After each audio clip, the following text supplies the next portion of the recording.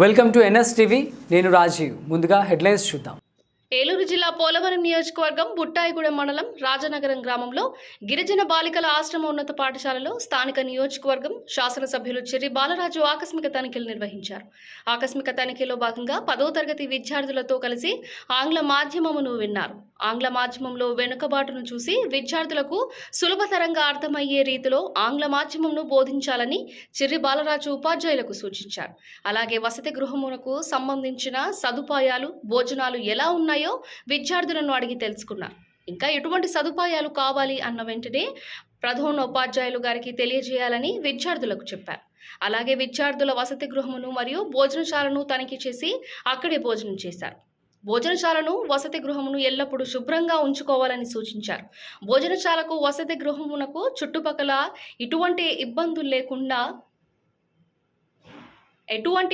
లేకుండా ఉంచుకోవాలని, శుభ్రపరుచుకోవాలని, స్వయంగా తానే జేసీబీని పంపుతూ అని ఉపాధ్యాయులకు సూచించారు.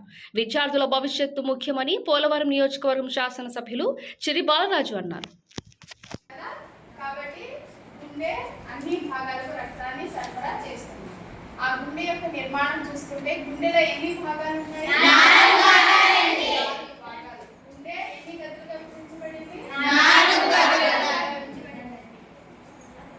ప్యానల్ కూడా యూజ్ చేస్తాం. ఈ లెసన్ మీరు చెప్పండి. Different chambers కలిగి ఉంటుంది. There are 4 chambers.